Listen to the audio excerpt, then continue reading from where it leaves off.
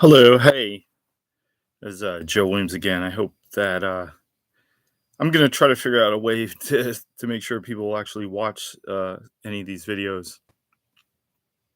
So, as I say in a lot of my videos, I'm a licensed clinical social worker in the states of New Jersey and Pennsylvania, and I've been working in the mental health profession since 2002 as an in-home psychotherapist and as a something called a TSS, a therapeutic staff support, since about 1995. I'm the son of a psychiatrist. I've had mental illness in my family, so I've always thought about mental health. Um, when I was a student at the Philadelphia College of Osteopathic Medicine, as a graduate student in psychology, you have to do something called a practicum. So I was kicked out of the school twice, right? So the second time I was let back in, I did my practicum at a place called Community Council for Mental Health and Mental Retardation. And they've since gotten rid of that name because, of course, mental retardation is not an acceptable term. We say intellectually disabled, ID. I think it's just called community council. So I'd gone through. Oh, so first of all, I was working there and also doing my practicum there, which was a violation of the practicum rules, apparently, although they were totally different jobs. Like the my work was with children in the wrap, it's called wraparound, and the practicum was in their adult coping clinic. I don't think I don't I well actually I'd previously done a practicum in Lansdale, Pennsylvania, and I was working with adults. This was also one of the first time I was actually working with adults. Now, community council is a place that was already familiar to me before I worked there because uh, my brother has had significant mental health issues and he would get treated there. And then we were supposed to have like a family therapy meeting. We were supposed to have family therapy meetings there. And it was called, I believe, Catchment Area 4 before it was called Community Council. I remember my dad refused to, because he was a psychiatrist. He sort of didn't think much of psychologists or social workers, certainly, and he refused to come to the meetings. But so it was kind of funny that I ended up working there in my practicum. I wasn't technically, well, I was working there, and I was like literally in the same office where my family had gone for therapy. Uh, so anyway, one of the things I noticed working with uh, adults as opposed to children was that they, in fact, did talk about sex quite a bit. In fact, I remember they gave me an intake, right? Like this intake form. I think there was like at least like 100 questions on it. And I remember some of them really got explicit. Like there was some kind of a question about, whether or not you engage in, risky sexual behavior. And I remember it was like I was in an office where they didn't have, well, they did. I was I was sitting in this like little office. I remember that there were no windows. It was kind of in the back. I was alone with this woman, and I was asking her these questions, and she got really annoyed with the questions. And I said, "Do you engage?" I said, I apologized in advance, and I said, "I'm sorry, I have to ask these questions." And I said, "Do you engage in high risk sexual behavior?" And she said, "Do you engage in high risk sexual behavior?" I'm sorry, ma'am. She's like, "I don't like these questions." Like, I know. I didn't write these questions. I just ask them. But then after that, there were several people who came in with, you could call them sexual issues, but it was like rape. I'm talking about like rape and incest. There was a guy who came in who was the brother of a very famous person, and I wouldn't even, you know, identify as such a person. Actually, there were a couple people who came in who had famous, allegedly famous relatives, and this guy, his brother, actually sexually assaulted him. So on the one hand, he really loved his brother, um, but he also hated him, you know. And I was really struck by the fact that um, after so many decades, like some of these people were in their 40s or 50s. This is about 2009, 2010, and they were still dealing with uh, the abuse that they endured years ago, decades ago. And then, so that was one guy.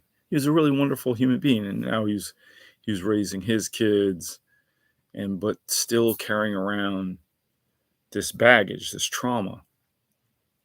Then there was another woman, absolutely fascinating story. She was actually having sex with her dad. Okay, and then the twist was she enjoyed it, and she was upset because she he broke up with her. That's how she put it, if I remember, as if they were like dating. Uh, and she became jealous that he started dating an adult woman. And ever since, she'd had problems with relationship with men, her relationships with men. So that was mind blowing to me, because you would think, you know, if your father molested you or had sex with you, you would be devastated by that kind of abuse, that kind of violation of a father-daughter relationship. So it was really strange to me that she was upset because it stopped, because that was the second one. Then there was this woman who, she was homeless. She said, I remember that right next to Community Council for Mental Health and Mental Retardation, there was a hotel called the Blue Moon, right? And actually, I'd gone to private school, and the owner's son and I were friends. We played football together. And so I was very familiar with this place. So she told me that she was a prostitute, and that she met these two brothers, and that they met her in this little park that was near community council, and that they did not allow her to leave. Like, it was almost like a hostage situation. And in order for her to live with them, they had sex with her uh, all the time. And it's just a harrowing story. And there was another person who, she was black and Italian. And that was another thing I noticed, that there were all of these. And actually, by the way, that describes me too. Like, I did my 23andMe recently, and it turns out I'm African American and also 26% Italian, which I thought was interesting, because I don't know how that happened. But she was also, apparently, there were a lot of Italian men in West Philadelphia who had um, these black, these like second families with black women, and they would. Well, anyway, I'm digressing. But this lady was really, she had, I believe, schizophrenia, but she thought that her next door neighbor was actually sending electric shock to her vagina, like, while he was at his house, and that he was, you know, uh, keeping her under surveillance and watching her shower and all this other stuff. And like, she was serious. She would bring in like stacks of evidence of, you know, these, I forgot what she said. I can't even remember what she said. Like, there were these nanobot type stuff. And then she was calling the district attorney's office. She was calling the police department. She was serious. I think I don't know. I don't remember if she called the FBI. Um, and my concern was, she was not reality based. So at PCOM, right, we had this class where we would simply talk about our problems that we're having at our practicum and issues. So I was later accused of being hypersexual because I brought these cases. It wasn't that I was interested in these cases for some prurient reason or because they were titillating or whatever. It, it was what it was, right? That this is what people were presenting with. And for me, they weren't sexual stories. I mean, they involve sex, sort of, but you're talking about rape and incest and, psychosis. So, and then there was another guy who,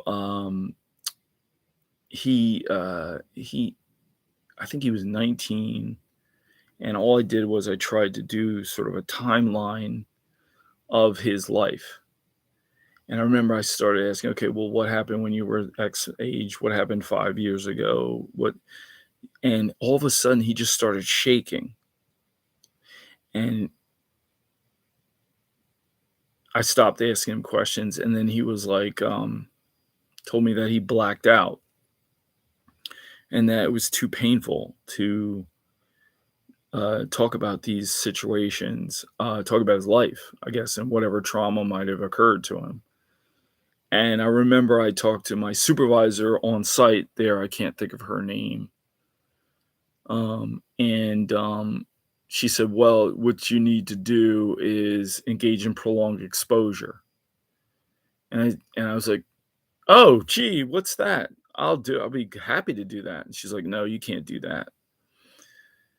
And it's funny because last week I just completed a prolonged exposure 4-day intensive course at the University of Pennsylvania Medical School with Dr. Edna Foa, who created it.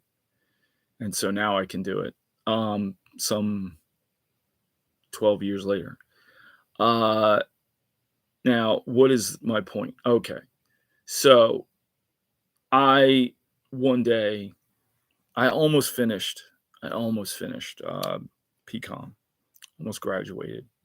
Like I said, I'm a licensed clinical social worker now. So I then went on to Temple University and got an MSW. But I came in one day. I remember, I think I had like 10 days left of school or something like that. And I got this. I went in. I got all this coffee and donuts and all this other stuff. And I brought it in. I was very happy. I was like, "Wow, I'm actually going to graduate after all of this." I'd been through so many things. 2007, 2008, and I was like, "Wow, I'm finally going to graduate." And the woman who was sort of the office director, she said, "Oh, why are you here?"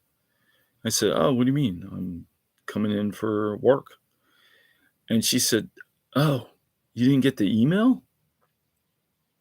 So then I looked at my email and it said I was under investigation. So my first thought was, well, I'm accused of insurance fraud, billing problems, something of that nature. And in fact, uh, I was never told what I was under investigation for. Never. At no point. They just told me it was founded. I mean, talk about panic and anxiety, and I was experiencing so much fear. I went from thinking that my I'm gonna graduate and I'm gonna go on to be an LPC. I got my degree in a horrible way, but at least I was gonna graduate and this experience would be over. No. I went on to not only not graduating, being thrown out of the practicum. I actually resigned before they could throw me out. And I lost my job, and I lost all my jobs. It was just a nightmare. It was just an absolute nightmare, unmitigated nightmare. So I had to my uncle had just died, my Uncle Gary, and, he left me some money. I went right through all the money that it's a shame. Giving it to lawyers. So I hired this lawyer. His name is Michael Doyle. He believed whatever it was, I was probably guilty of it anyway. Um, and I mean, that's some lawyer. But anyway, uh, he found out he had to was supposedly doing this investigation. And then ended up working with her later at another agency called Warren E. Smith. As awkward. She's a horrid person. And this other woman named Allison Melwig. They just never even if they would have taken 5 minutes to just talk to me and ask me what's going on or what's my take on it, never bothered. No, it doesn't matter. We'll ruin his life. Who cares? That's his problem. And this is supposed to be like a social service type of mental health agency. No, no real investigations. It's all a farce. One of the things that is really mysterious is they had my supervisor, at PCOM. Her name was Dr. Marcia Singer. She came over, I believe, to community council for a second time. I don't know why. I don't know if that was unusual. And at this point, I couldn't think straight. Like, I'm under an investigation. I'm begging to ask why I'm under investigation. What's the investigation about? Can I just come in? I was banned from the premises until the investigation was resolved. One of the things that was really interesting about this too is that, well, they have these positions, right? I worked as what you call a behavior specialist consultant. The whole reason I went to PCOM was so that I could get a license and actually, because I had a master's degree in teaching, so I really wanted a clinical degree. And that way, I could certainly have assured uh, uh, employment, and I could really be in my field because I enjoyed it. I enjoyed what I was doing. So that was why I went to BGOM. So anyway, I ended up in extraordinary amount of debt, which I'm still in, and no degree. So, okay, now so they had these positions called behavior specialist consultant and a mobile therapist. Those are two master's level people. And then they had something called a TSS, right? A therapeutic staff support. So I was working with this kid. I was the behavior specialist, and this other guy was the mobile therapist. I can't remember his name. And we had a TSS also. This child who we were working with, we go visit him at home. I don't think I ever went to school. I don't remember going to school. But he told the TSS that the mobile therapist took him to his house and sodomized him. Okay. It's pretty disgusting, right? Kid had already been sexually abused, had PTSD, and now he's being raped by the staff, allegedly, right? So for that investigation, I was called in. The guy apparently disappeared, the mobile therapist. He was gone as soon as he found out. In my investigation, not only was I not gone, I was accused of having sex with oh, I came to find out later by my attorney, Michael Doyle. Months later, he talked to the community council, uh, counsel lawyer that the reason why I was under investigation is because I was accused of having sex, sex with the adult sister of one of the kids I worked with. So it had nothing to do with but also that I was very hypersexual in my uh, uh, sessions, I guess. And the fact of the matter is, there's some truth to it, right? I did talk about sex quite a bit with the adults because they were talking about sex. And by sex, I mean rape and incest and horror, like sex trafficking, possible hostage situation, guy blacking out. I don't know if his trauma was sexual or what, because he never even described it. A guy getting raped by his brother, a woman having sex with her dad. I mean, that I guess is what they meant that I was talking about sex too much. Like, what am I supposed to talk about? The weather? That's what they were talking about. In fact, I, have become a trauma focused cognitive behavioral therapist with the kids. I went to the Carers Institute. And I also had one of the reasons why I did the prolonged exposure therapy was because I worked at War, Women Organized Against Rape. I didn't work there, I volunteered there. And also, I once now that I have the TFCBT training, that means I can go on and to the University of Oklahoma online and take their problematic sexualized behavior training with only kids who've had trauma. I would like to take just the straight problematic sexualized behavior. So I would like to develop expertise in the area that I've been accused of engaging in, and I do think it's interesting because community council was very it's predominantly African American, so I can't say it's a racial uh, accusation. At PCOM, I do think is that PCOM was also accused of making sexual innuendo in class, which I never did either. I never said anything sexual to anybody. So I thought that was a bit racial. I'm going to talk about that too. But yeah, so they didn't even bother. They didn't even bother to investigate. They said I interfered with the investigation. I did actually call my clients to see if they knew, because to be honest with you, I didn't even know what I was being investigated for. So I'm not even sure how interfered with the investigation. There's a particular client who I could think would make such an allegation against me. I actually ran into her a couple years later at the New Jersey State Aquarium. I just saw her and she was looking at me and pointing at me. So I'm wondering if that was her. I don't even know who or if she has an adult sister. They could have, because that's what it was about. I was accused of having sex with the adult sister of a client. It was interesting because I then went on to work for this other place called Staffmore. And this is after Jerry Sandusky.